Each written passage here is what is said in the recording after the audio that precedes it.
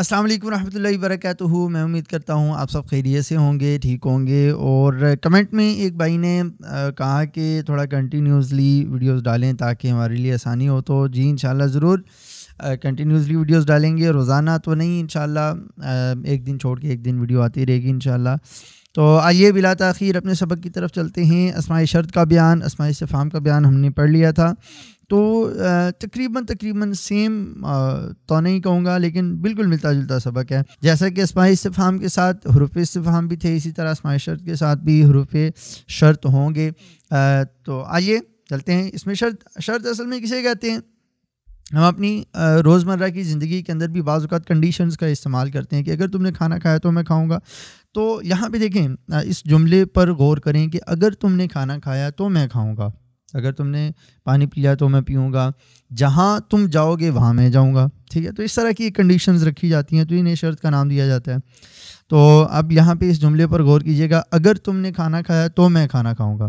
تو ایک تو یہ بات کہ یہ دو جملے یہاں پر موجود ہیں, تم نے کھانا کھایا میں کھانا کھاؤں گا. ٹھیک ہے, دو جملے ہیں, دو جملوں پر یہ لفظ داخل ہوتا ہے. اردو کے اندر بھی ہماری اگزامپل اس طرح کی بہت ساری موجود ہیں. اگر یہ حرف شرط ہے, ٹھیک ہے, حرف شرط وہ حرف جس کے ذریعے سے شرط لگائی جا رہی ہے. ٹھیک ہے, اگر تم نے کھانا کھایا تو میں کھانا کھاؤں گا. تو یہ حرف بھی ہوتا ہے, اسم بھی ہوتا ہے, اس میں شرط بھی ہوتا ہے, حرف شرط بھی ہوتا ہے.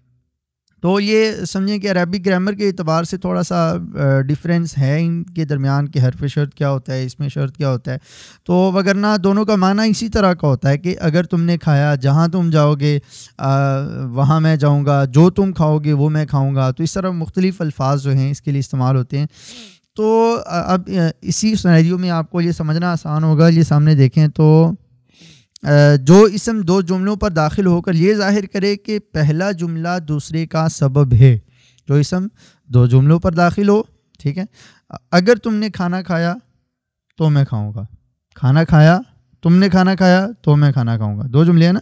ٹھیک ہے, تو دو جملوں پر داخل ہوا اگر کا یہ لفظ دو جملوں پر داخل ہوا. اب یہ ظاہر کر رہے کہ پہلا جملہ دوسرے کا سبب ہے. پہلا جملہ مطلب تمہارا کھانا کھانا میرے کھانا کھانے کے لیے سبب ہے, تمہارا کھڑا ہونا میرے کھڑے ہونے کے لیے سبب ہے. ان تقم اقم, اگر تم کھڑے ہوگے تو میں کھڑا ہوں گا. ٹھیک ہے, تو پہلا جملہ جو ہوتا ہے نا وہ دوسرے جملے کے لیے سبب بن رہا ہوتا ہے. تو یہاں پہ یہ بتا رہے ہیں جو اسم دو جملوں پر داخل ہو کر یہ ظاہر کرے کہ پہلا جملہ دوسرے جملے کے لیے سبب ہے, اسے کہتے ہیں اسم شرط. اسماء شرط درج ذیل ہے. یہ من اگزامپل بھی لکھی ہوئی ہے کہ من سامتا نجات, جو خاموش رہا اس نے نجات پائی. تو خاموش رہنا نجات پانے کے لیے شرط ہے. من حرف شرط داخل ہوا اور دو جملوں پر, سامتا فقط نجا, سامتا ایک فقط نجا دو. ٹھیک ہے, دو جملوں پر. تو سامتا یہ وجہ بنی نجا کے لیے, خاموش رہنا وجہ بنی نجات پانے کے لیے. ٹھیک ہے, اسی طرح آگے اور بہت ساری مثالیں. من ما ایون متا متاما اینا اینما ازما اذا ما کیف ما مہما انا حیثما. معنی بھی آگے لکھے ہوئے ہیں, معنی بھی ڈیفینیٹلی یاد کیجئے گا اور ان کو اچھی طرح سے رٹا لگا کے نا بالکل ازبر کر لیجئے گا. اور یہاں پہ ویڈیو کو بھلے پوز کر لیں اور 5-7 منٹ اس پہ لگائیں اور اچھی طرح سے ان کو رٹا مار کے یاد کر لیں تمام کو معنی کے ساتھ, تاکہ کہیں بھی آتے ہیں تو آپ کو بتانے میں کوئی جھجک نہ ہو, بالکل رکے نہیں کہ بھئی یہ کون سی الفاظ ہیں اور ان کا کس طرح سے استعمال ہے. آئیں قواعد و فوائد کی طرف چلتے ہیں. تو یہاں پہ میں ایک چیز ریپیٹ کرتا چلوں, جیسے کہ ہم نے اس میں استفہام کے اندر پڑھا تھا نا کہ ان کا اعراب محلن ہوتا ہے, محلن مرفوع, محلن منصوب, محلن مجرور ہوتا ہے. وہاں پہ اس میں استفہام کے اندر ہم نے پڑھا تھا کہ اگر ان کا ما بعد فعل ان میں عمل کر رہا ہو تو یہ محلن منصوب کہلاتے ہیں, اور اگر ان سے پہلے مطلب اسماء استفہام سے پہلے کوئی حرف جر آ جائے یا پھر مضاف آ جائے جس کی حرف جر کی وجہ سے یہ مجرور وہاں پہ ان کا ہونا بنتا ہو, یا پھر ان سے پہلے مضاف آ جائے تو مضاف کی وجہ سے ان کا مضاف الیہ ہونے کی وجہ سے مجرور ہونا بنتا ہو, تو مطلب کسی بھی وجہ سے یہ مجرور ہو رہے ہیں تو ان کو محلن مجرور کہیں گے, لفظاً مجرور نہیں کریں گے. تیسری کنڈیشن انہوں نے بتائی تھی کہ نہ ہی اگر اس میں استفہام سے پہلے حرف جر ہے اور مضاف ہے, اور نہ ہی ما بعد جو فعل ہے ان اسماء کے بعد آنے والا فعل ہے وہ ان میں عمل کر رہا ہے, دونوں کنڈیشن نہیں پائی جا رہی, تو اب ان کو محلن مرفوع کہلائیں گے. سیم وہی کنڈیشن یہاں پہ بھی موجود ہے. آپ سکرین کی طرف دیکھیں تو اس میں شرط کا اعراب بھی اس میں استفہام کی طرح ہوتا ہے, یعنی اس کے بعد ایسا فعل ہو, کس کے بعد, اس میں شرط کے بعد. جیسا کہ مثال یہ من جدہ واجدہ کی مثال آپ لے لیں, ٹھیک ہے, جہاں ما تفعل تسأل عنہ، بلکہ من جد وجد کی مثال درست نہیں بنے گی، ما تفعل تسأل عنہ، ٹھیک ہے. اب یہ مثال لیں اور اس مثال کو ذہن میں رکھتے ہوئے آپ نے یہ بات سننی ہے، ٹھیک ہے. اس کے بعد مطلب ما کے بعد، ما حرف شرط ہے نا، تو حرف شرط کی بات چل رہی ہے اس میں شرط کی، ٹھیک ہے. تو ما اس میں شرط ہے، اس میں شرط کے بعد کہہ رہے ہیں کہ تفعل ایک ایسا فعل ہے جو اس میں عامل ہے، ٹھیک ہے. تو تفعل ما کے اندر عمل کر رہا ہے، لہٰذا یہ محلن منصوب کہلائے گا. یہاں پہ ما محلن منصوب کہلائے گا. اور اگر اس سے پہلے، کس سے پہلے، اس میں شرط سے پہلے حرف جر یا مضاف ہو تو یہ محلن مجرور کہلائے گا. اب یہاں پہ دیکھیں من ہے نا، من یہ ہے اس میں شرط، اور اس میں شرط سے پہلے با زیر بی آ گیا. آپ کو پتہ ہی کہ حروف جارہ میں سے ہے با زیر بی، ٹھیک ہے. حروف جارہ کون کون سے ہیں کہ باء تاء کاف لام واو منزم خلا رب حاشا من عدافی ان علا حتی الا. تو یہ جس طرح میں ابھی حروف جارہ پڑھ رہا ہوں اسی طرح آپ کو یہ بھی یاد ہونے چاہیے، تو اچھی طرح سے رٹا مار کے، تاکہ کہیں بھی کسی بھی مقام پہ ریپیٹ کرنے پڑیں تو آپ کو یہ نہ ہو کہ بھئی مجھے وہ دیکھوں گا تو آئے گا ورنہ مجھے یاد نہیں ہے. تو ہر وقت آپ کو ازبر ہونے چاہیے، زبان پہ رٹے ہوئے ہونے چاہیے، تاکہ کہیں بھی کبھی بھی آپ ان کو پڑھ سکیں اور ان کو ریپیٹ کر کے ان میں سے اگر کوئی لفظ آپ کو یاد کرنا ہے تو آپ کو یاد آ جائے گا آسانی سے. تو یہ کہہ رہے ہیں کہ اب دیکھیں من سے پہلی با حرف جار آ گیا. حرف جار اپنے ما بعد اسم کو جر دیتا ہے. اب منی تو نہیں پڑھیں گے، بی منی، ٹھیک ہے، کیونکہ یہاں پہ اسماء شرط، اسماء استفہام، اسماء موصولہ، اسماء کنایہ، اسماء ضمائر اور یہ بہت سارے اور اسماء ہیں جو مبنی ہوتے ہیں. تو یہاں پہ من بھی مبنی ہے، تو من کا اعراب تبدیل نہیں ہوگا. لفظی طور پہ ہم نے کیا کرنا ہے، اس کا محلن اعراب تبدیل کرنا ہے کہ یہ جر کے مقام میں موجود ہے، اگرچہ اس کے نیچے جر نہیں آ رہی تو یہ کہیں گے محلن مجرور ہے، ٹھیک ہے.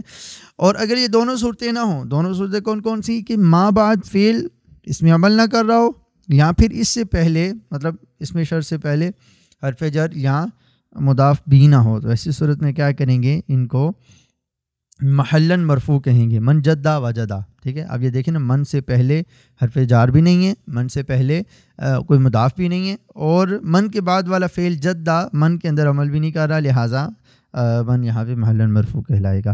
حرف شرط ان اور تمام اسماء شرط، دیکھیں ان کو باقی تمام سے الگ کر کے کیوں بیان کیا، باقی تمام کے نام کیوں نہیں لیے، تو یہ اس لیے کہ حرف شرط ان ہے، ٹھیک ہے.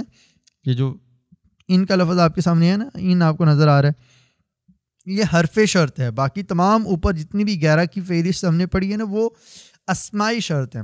کوئی بھی اتنا زیادہ ڈفرینس نہیں ہے کہ اسماء شرط کیا ہوتے ہیں، حروف شرط کیا ہوتے ہیں، بس تھوڑا اعتباری سا فرق ہے. عربک لینگویج کے اعتبار سے، عربک گرامر کے اعتبار سے صرف کچھ اعتباری سا فرق ہوتا ہے کہ اسم اور حرف کے اندر، اسم کی تعریف بھی آپ نے پڑھی ہے، حرف کی تعریف بھی آپ نے پڑھی ہے، تو ان دونوں کے اندر اعتباری سا فرق ہوتا ہے، باقی اس کے علاوہ کوئی فرق نہیں.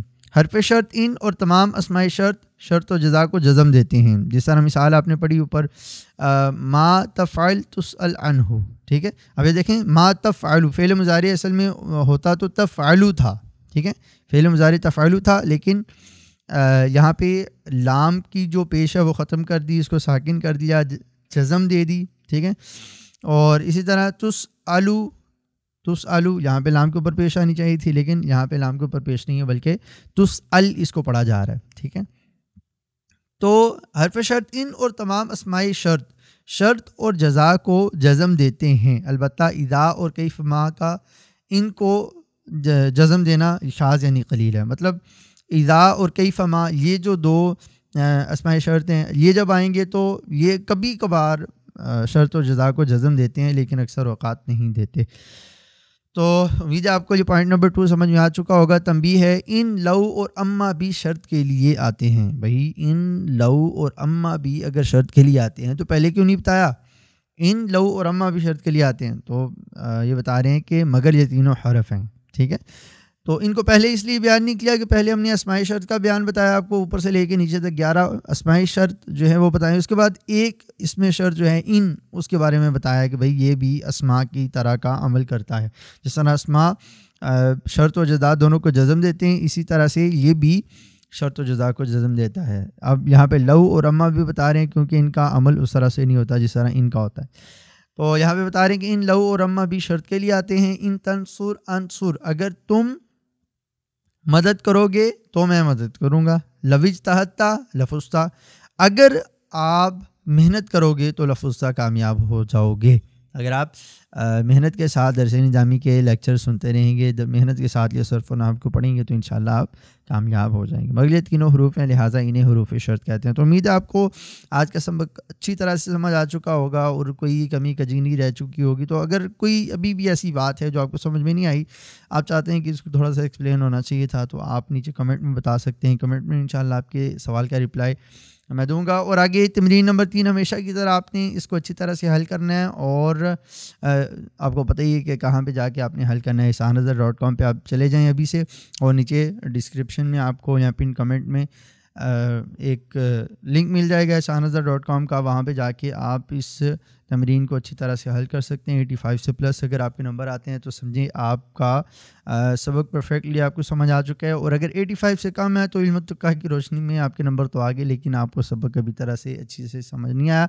تو آپ مزید سبق کو ریپیٹ کریں, دوبارہ دیکھیں, اور جا کے وہاں پہ جو تمرین ہے دوبارہ اس کو حل کریں. پھر جب آپ کے 80% پلس نمبر آ جاتے ہیں تو سمجھیں کہ آپ کا, میں تو کہتا ہوں 100% نمبر آنے چاہیے. تو 100% یا 80% جو پلس ہے وہ نمبر آتے ہیں, تو اس کے بعد آپ سمجھیں کہ آپ کو سبق سمجھ میں آ چکا ہے. امید ہے انشاءاللہ آپ مشق بھی حل کریں گے, سبق پہ محنت بھی کریں گے. انشاءاللہ اگلے سبق میں آپ سے ملاقات ہوگی. تب تک کے لیے اپنا بہت سارا خیال رکھیے گا. جزاک اللہ خیر. السلام علیکم ورحمۃ اللہ وبرکاتہ.